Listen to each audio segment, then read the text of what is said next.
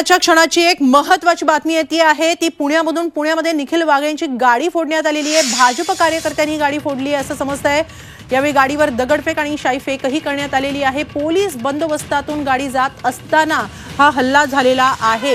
पुण्यामध्ये निर्भय बनू या कार्यक्रमाला भाजपने विरोध केला होता। या कार्यक्रमासाठी निखिल वाघ आले होते, मात्र वाघ यांच्या गाडीवर दगडफेक आणि शाईफेक झालेली आहे। पोलीस बंदोबस्तातून जात असतानाच हा हल्ला झालेला आहे।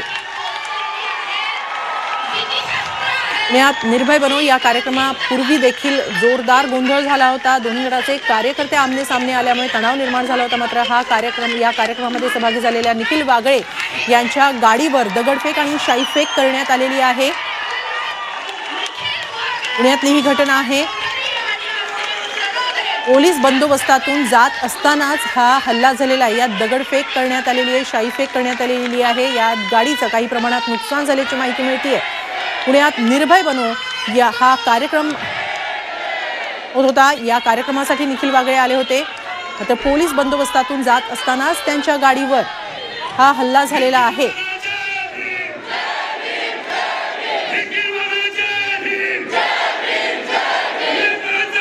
हा कार्यक्रम होण्याआधी सुद्धा भाजप कार्यकर्ते तसंच मवियाचे कार्यकर्ते आमने सामने आले होते। भाजपकडून या कार्यक्रमाला जोरदार विरोध करण्यात येत होता सुरुवातीपासूनच, आणि त्याचवेळी मवियाचे कार्यकर्ते सुद्धा तिथे उपस्थित झाल्यामुळे जोरदार घोषणाबाजी दोन्ही गटांमध्ये झाली होती।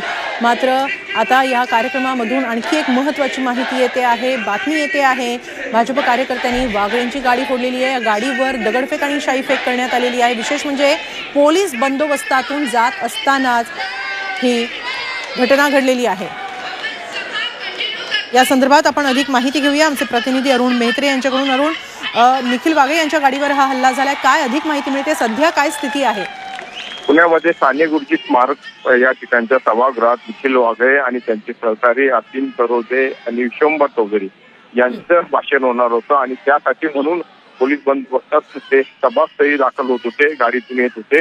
गाडीतून येत असताना खंडोजी बाबत म्हणजे आपण डेक्कन चौक म्हणतो त्या ठिकाणी त्यांच्या गाडीवर हल्ला झाल्याची माहिती सभा सुरू असताना सभास्थळी असलेल्या एका कार्यकर्त्याने दिलेली आहे। आणि सकाळपासूनच या संदर्भात वातावरण तणावग्रस्त होतं, तणावाचं होतं।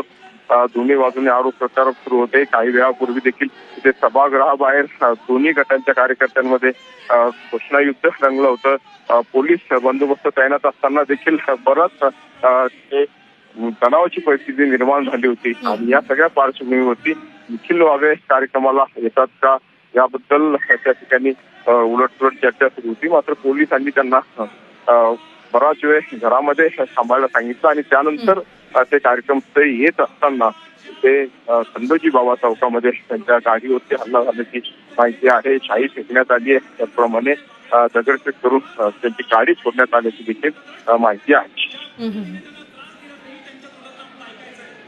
नक्कीच सुरुवातीलाच होतं, म्हणजे या कार्यक्रमाच्या आधी सुद्धा बराच गोंधळ उडाला होता अरुण। आता नेमकं हा प्रकार झाल्यानंतर आता यामध्ये पोलिसांनी काही कारवाई केली आहे का? कारण पोलीस बंदोबस्तातून जात असतानाच हा हल्ला झालाय।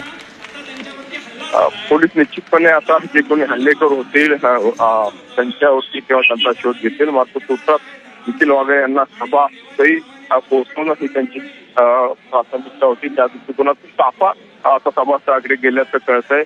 तसं मी आता म्हटलं की निखिल वाघे यांच्या कार्यक्रमाला पुण्यामध्ये विरोध भारतीय जनता पक्षाकडून दर्शवण्यात आलेला होता। निखिल वाघे यांनी अडवाणी संदर्भात केलेल्या विधानाचा निषेध त्या ठिकाणी करत असताना हा सगळा प्रकार घडलेला आहे। त्यामुळे या सगळ्या पार्श्वभूमीवरती हा हल्ला झाल्याची माहिती आहे।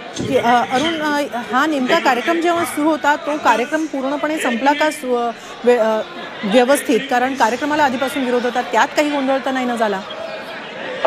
खरं तर अजून कार्यक्रमाला निखिल वाघे पोहोचायचे होते। आधीच्या वक्त्यांची भाषणं त्या ठिकाणी सुरू होती। तसं मी आता म्हटलं की कार्यक्रमाची वेळ 6ची होती, तोपर्यंत निखिल वाघे तिथे पोहोचलेले नव्हते। मात्र इतर वक्त्यांची भाषणं सुरू झाली होती, आणि या सगळ्या तणावाच्या पार्श्वभूमीवरती किंवा या वादाच्या पार्श्वभूमीवरती निखिल वाघे यांना पोलिसांनी कार्यक्रमस्थळी जाण्यासाठी रोखलेलं होतं।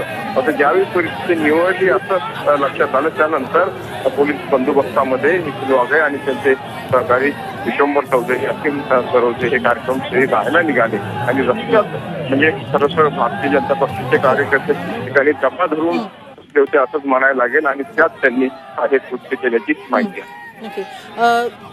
अरुण म्हेत्रे, असेच संपर्कात राहा. आपण पाहतो आहोत ही दृश्य दिसत आहेत. ज्या गाडीतून निखिल वाघ हे कार्यक्रमस्थळी येत होते त्याच गाडीवर हा हल्ला झालेला आहे. शाई फेकल्याचं दिसून येते, तसंच गाडीवर दगडफेकही झालेली आणि त्यामुळे यामध्ये गाडीच्या काचाही फुटलेल्या आहेत. मात्र तरी सुद्धा निखिल वाघ हे कार्यक्रमस्थळी आले.